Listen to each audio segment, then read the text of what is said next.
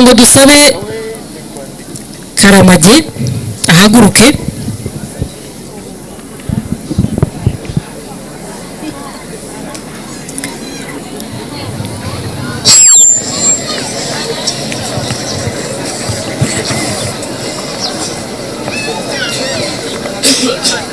Karamage Jean Claude nawe ari imbere y'urukiko kubera ko yaregeye urukiko rwisumbuye rwa Ngoma, akaba ari mwene Nyiramurage Claver na Mukahirwa Anosiata, yavutse mu mwaka w'1976 mu Rwanda, ntara y'Iburasirazuba muri Rwamagana, hano mu murenge wa Muyumbu.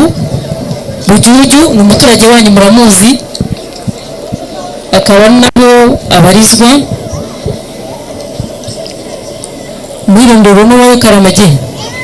Ni wanjye.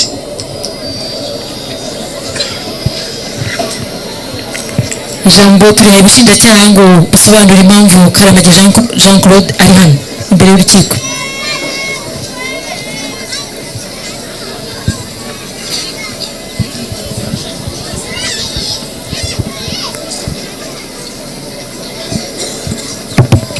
Murakoze Madame Presidente. Nanone imbere y'urukiko rwisumbuye rwa Ngoma, urugereko rw'umuryango imanza z'umuryango ruri mu rugendo mu kagari ka Bujuju, umurenge wa Muyumbu,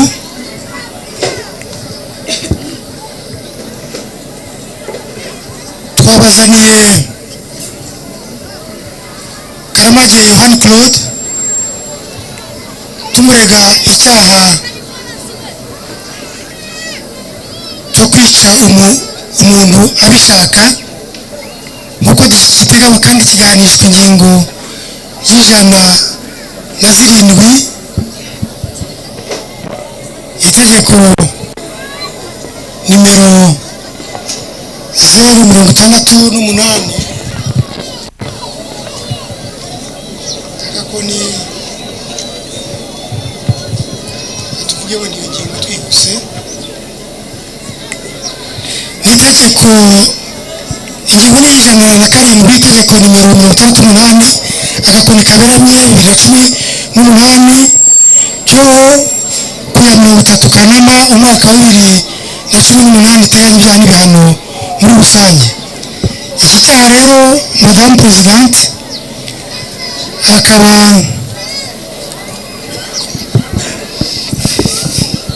yaragikoze ubwo mu gitondo cyo kuwa 12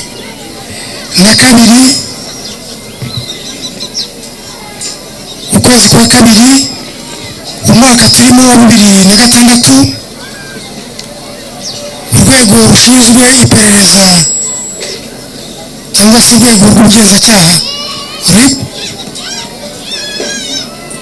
rukorera hano mu murenge wa Muyumbu rwahabwaga amakuru ko rwahabwa amakuru n'inzego z'ibanze ziturutse mu mudugudu wa Yeruzalemu, akagari ka Bujuju, muri uyu murenge turimo wa Muyumbu, ko habonetse umurambo wa Nyirasengimana Hana Maria n'umwana we Niyogisubizo Delphine w'imyaka 3 basanzwe mu ishyamba bishwe. Uyu Nyirasengimana Hana Maria akaba ari umugore wa Karamage Jean Claude, ndetse n'uyu mwana w'umukobwa Niyogisubizo Delphine w'imyaka 3 akaba nawe yari umwana wa Karamage. Aba bakaba barishwe nawe na Karamage uri imbere y'urukiko.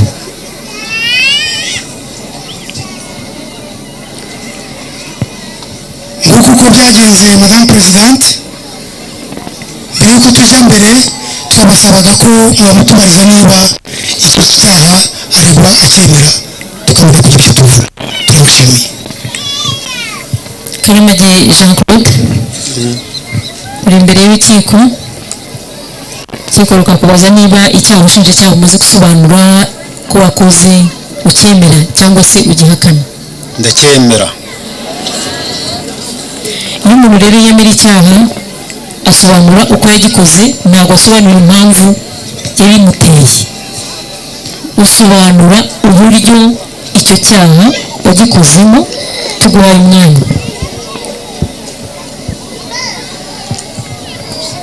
Icyaha ndacyemera, naragikoze, ariko mbere yo kugikora wagikoze ute?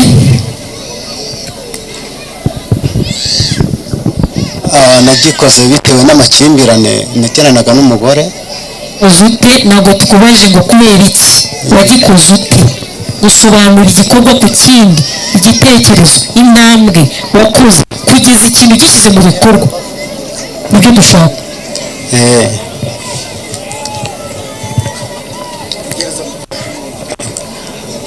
Ukuvuga ngo umugore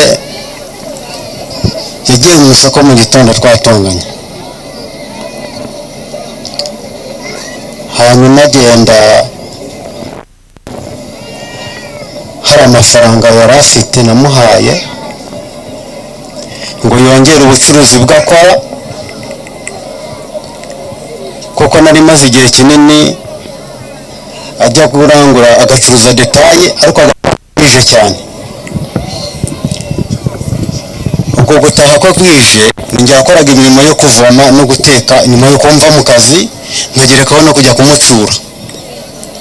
Ayo mafaranga nari namuhaye ambwiye ko ubwo namusabye ko yajya ataha kare. Yari amafaranga angahe?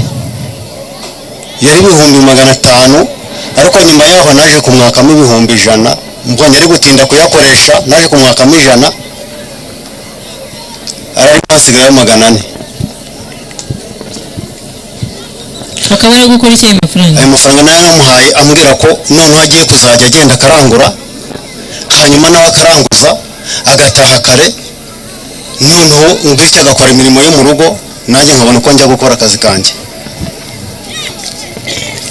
Hanyuma umugore ntabwo yaje kubikora, kuko ayo mafaranga yamaranye igihe kinini nk'amezi 2.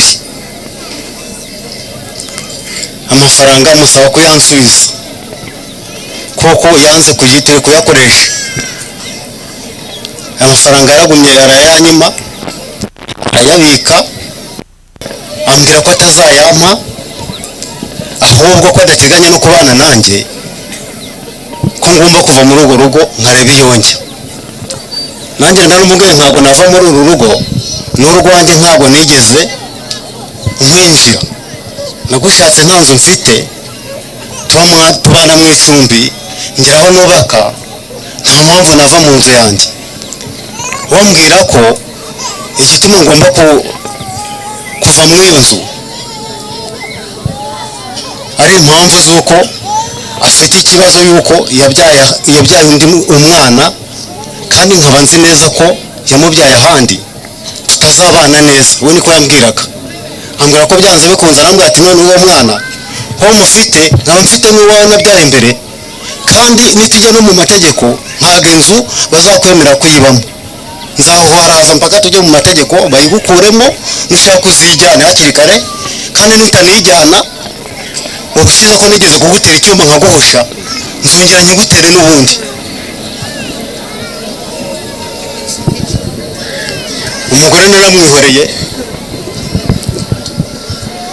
cyokora biranyobera, ndarira, ndabyihorera, ndamureka aragenda. Ageze mu isoko naje kumuhamagara, ndamubwira ariko ibyo ari byose nubwo twavuganye kuriya, y'amafaranga yabikure ndakeneye cyane. Ambwira ko amafaranga atari buyampe. Ubwo ubwo byageze nimugoroba, icyo gihe namubazaga byari nka saa 9. Byageze nimugoroba nka saa 12 ndateka, maze guteka njya kumutsura uko bisanzwe. Ngiye kumutsura nibwo namaje kumuhamagara, ndamaze ariko se waje? Arambwira ati oya ndibuze bwije, ariko nubwo uraza bwije bikora y'amafaranga yanzanire. aramanuka arambaza ngo abantu mwigize imbobo ngo mwabaye muti urambaza amafaranga sinakubwiye ko ntazayaguha nubwo ibyo byose yazana yakeneye wanuka utanuka bitekerezeho unzanira amafaranga ndakeneye kuko ntabwo imyaka 6 maze nteka mvoma ntabwo nshaka kubikomeza ni nabyo bituma unsuzugura ngutya ndashaka kuyafata nkajya kuyakoresha umugore yarankubye aranyihorera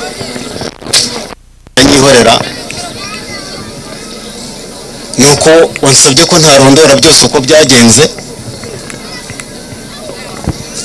buriya hari n'igihe nageze nshaka kwiyahura utinze ku cyaguteye ntabwo uri kuvuga uburyo wakoze icyaha kugeza ubu ntabwo urabivuga uburyo nabikoze birihuta cyane biroroshye nicyo dushaka yego ubwo kuri uwo mugoroba naramuhamagara ambwira ko atari buyazane ubwo njyewe nahise ngenda njya kumuzana nk'uko nsanzwe njya kumuzana byari igihe ki nagiye nka saa 9:30 zaryari za nimugoroba naragiye ndagenda njya ku ivi mpageze ndamutegereza arambwira ko ari buze saa 4 njya kuzana isuka ahantu nari nabishije isuka hari ahantu ku ivi nari nabishije isuka yego nari najyanye ahantu njya kubumba amatafari nyibitsa isuka nagiye kuyifata ndatambika ndagenda hari ahantu ugamije iki ugamije iki kujya guterura isuka wari kuyitirira ngo nyishyure nyishyure mu rugo muri iryo joro warayicyuye se narayicyuye ndayijyana nicara ahantu ku muhanda umugore yaratashe cyangwa arahansanga aho namubwiye ubwo urumva yageze ku ivi ava kuri moto yageze aho ngaho usanga wari umutegereje aho nari mutegereje angeraho neza byari saa 4:20 izo saa 4:20 ahageze arambaza ngo ariko ngo harya ngo urakomeje ngo uri umpamagara umbaza amafaranga sinakubwiye ko ntazayaguha none se yanyuma kuzihe mpamvu kwari ayanjye ukaba ufite ayo ukoresha yawe abitsa amezi 2 aje adafite amafaranga bakoze iki aje adafite amafaranga twaheraho turugenda dutongana twagiye dutongana tugenda nk'urugendo rwagendwa iminota nk'icumi wenda cyangwa 15 nibwo yambwiye ngo niko nkutera icyuma cyagiye urabyibuka ndabyibuka wakoze iki neza mukubita isuka wayikubise he mu mutwe hanyuma umwana nawe nuko nawe wakubise mu mutwe urangije kubakubita isuka mu mutwe wakoze iki nicaye aho ngaho wabashyize he imibiri yabo wayishyize he nayigumye iruhande ntabwo nahavuye nayigumye iruhande icyo gihe hari nka saa 4 wenda n'igice nahagumye mbese mu by'ukuri urabona impamvu nanakubaje kiriya kibazo kujya gucyura isuka ntabwo wari ugamije kujya kuyitarura ntabwo wari ugamije kuyicyura ahubwo hari umugambi wari ufite nari ngamije kuyijyana mu rugo kuko aho nagiye gukora ntabwo ari ibyo none se kuki nyuma y'iryo joro n'ubundi se niwari ubizi kuki utagiye kare ngo uyitahane kare udategereza umugore wese uyijyane ujye ucyure mushoreye n'isuka niba nta mugambi wari ufite mubi nta mugambi wenda nari mfite icyo gihe ibyo ngibyo nabitekereje kubikora tutonganye yangezeho dutonganye nibwo natekereje kubikora mu gitondo mwari mwatonganye mu gitondo twari twatonganye n'ubundi hari hashize igihe dutongana twari tumaze igihe kinini mu makimbirane byo urumva atwite uwo mwana wa kabiri mubwira amakimbirane yaratangiye uretse ko twe tutari dutuye hano hepfo tuyimukiye amezi 5 apfuye afite amezi 5 apfa igihe yapfuye mbese kugeza igihe twahimukiye ni amezi 5 yari ashize gusa tuyimukiye wamukubise isuka n'umwana mukubita isuka bahise bapfa bamaze gupfa wagumye aho ngaho narahagumye none se waraharaye narahagumye bigeze aho ntekereza kujya kubibwira abantu duturanye ndagenda ngezeyo ngira ubwoba bwo kubibabwira ndagaruka ndaharara nka saa 11 nsubira mu rugo nshaka kuyijyana ku murenge ngezeho ndabyihorera narahagarutse nza ku murambo hariya narahagarutse nsaho umuramburi abantu bataraza numvisha abantu bari hafi aho ngaho hari abadamu babiri bahaje mera nk'uhi gakeya abadamu baraza barahagera mbo bahageze sinzi ukuntu bakibutsa haruguru barambona baravuga ati hano haguye umuntu ndabwa n'uwanjye abo ni abanjye bahaguye yewe iyi telefone y'umugore niyo yari iriho amayinite ni njye wayibahaye ngo bahamagare kuri ribu abo bantu ntahahuriye nabo babiri njye abaye telefone ngo bahamagare kuri ribu mbabwira na karitsiye ntuyemo ngo bagende bahamagare abantu baho bigenda gutyo. ubushinjacyaha muravuga iki ku mvugo ya Karamage Jean Claude munahite mwanzura? murakoze madame presidente. Karamage Jean Claude yireguye yemera icyaha tumukurikiranyeho uko yabivuze niko byagenze koko birahura n'ibimenyetso twakusanyije birimo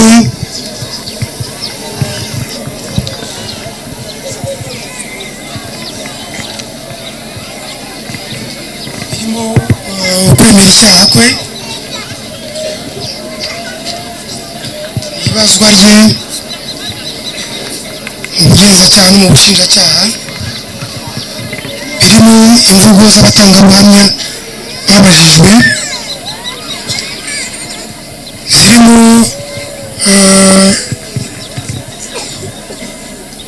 raporo y'ubugenzacyaha bwageze aho icyaha cyakorewe,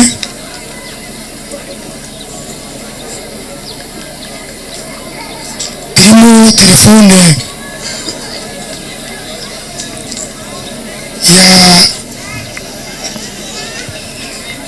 nyakwigendera madamu Anna Maria Nyirasengiyumva n'umugore we wafatiriwe, birimo raporo y'inzego z'ibanze dukorana buri munsi, umudugudu wa Yerusalemu, akagari ka Bujuju, umurenge n'umurenge wa Muyumbu hagaragaye umurambo, hagaragaye imibiri y'abanyakwigendera. Umva rero mwatwemerera ahubwo tugatanga icyifuzo cy'ubushinjacyaha. Nanone mbere y'uko tugaruka ku cyifuzo cy'ubushinjacyaha, reka tugaruke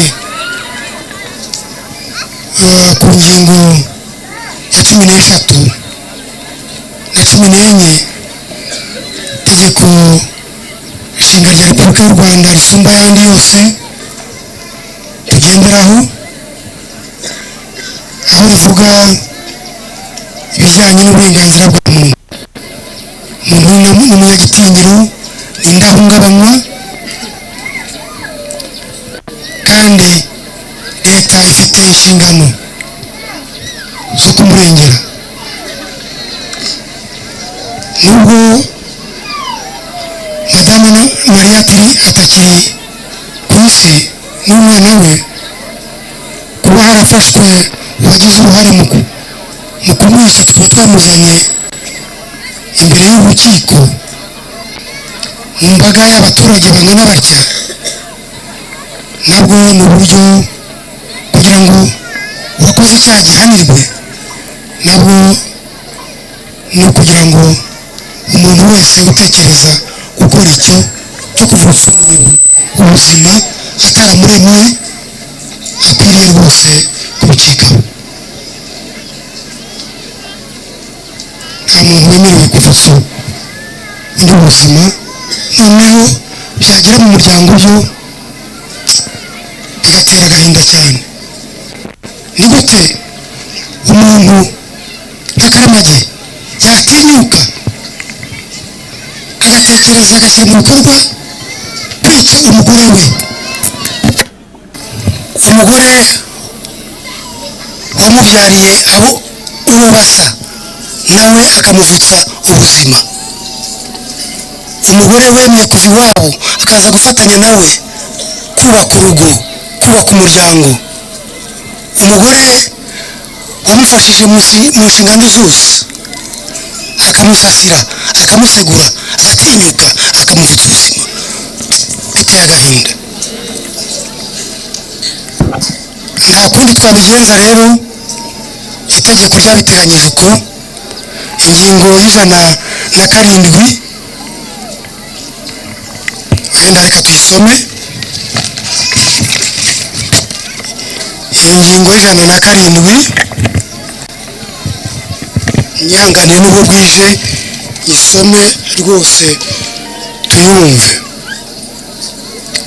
Ingingo y'107 itegeko nimero 68 agakoni kaberamye 2018 ryo ku wa 30 Kanama umwaka 2018 riteganya ibyaha n'ibihano muri rusange, ivuga ko umuntu wica undi abishaka aba akoze icyaha.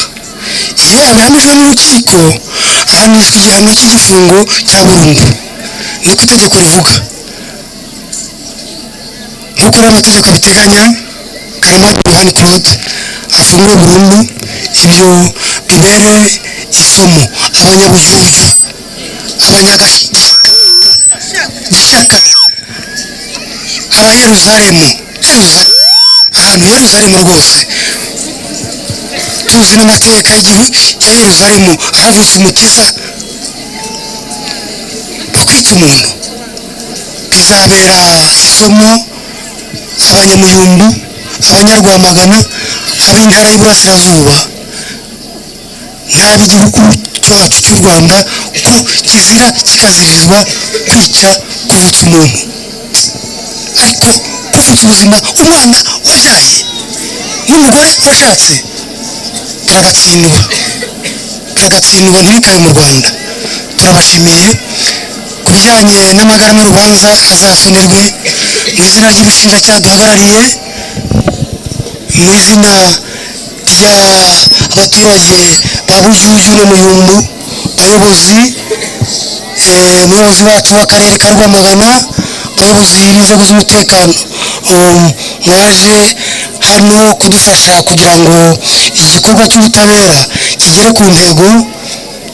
Tukaba tubashimiye Madamu Presidente, murakoze, murakarama, harakaba ubutabera mu Rwanda.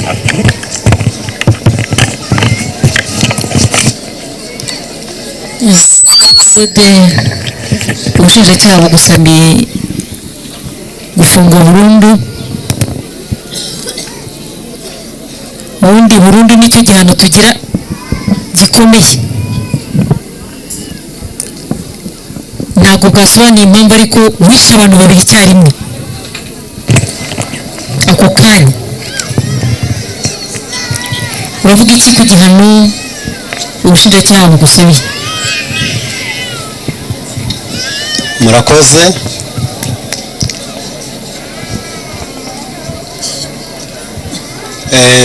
Ndambanza gusaba imbabazi umuryango nyarwanda. Narakosheje, umujinya wanteye ibyo ntagombaga gukora.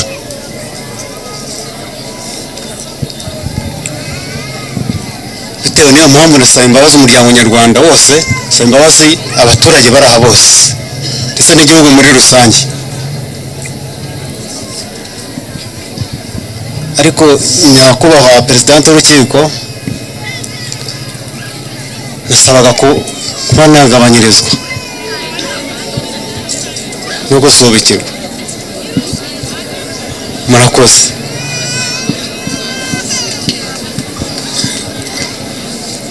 kubisuzuma turebe niba ibyo usaba niba bishoboka, hanyuma tuzakumenyesha icyemezo twafashe kuri 27 z'uku kwezi kwa gatatu uyu mwaka saa 6 z'amanywa.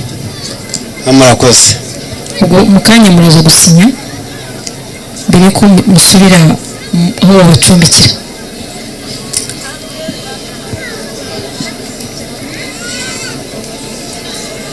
Agnesi na mugenzi muze gusinya.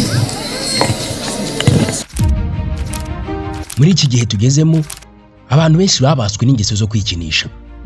bisa naho abantu bamaze gufatwa n'iki cyago bakaba bameze nk'amafarashi yaguye mu isayo. Bamara kubikora bimaze kubabata bakagira isoni zo kubyivuza, bikabaviramo guhura n'ingaruka zitandukanye, harimo nko kwibagirwa vuba bya hato na hato, kurangiza vuba, kubura amasohoro cyangwa agahinduka amazi ntanga zigahinduka ibihuhwe, kugira ikibazo cy'ubushake buke, kubabara umugongo wo hasi, ndetse hari n'abo baviramo ubugumba.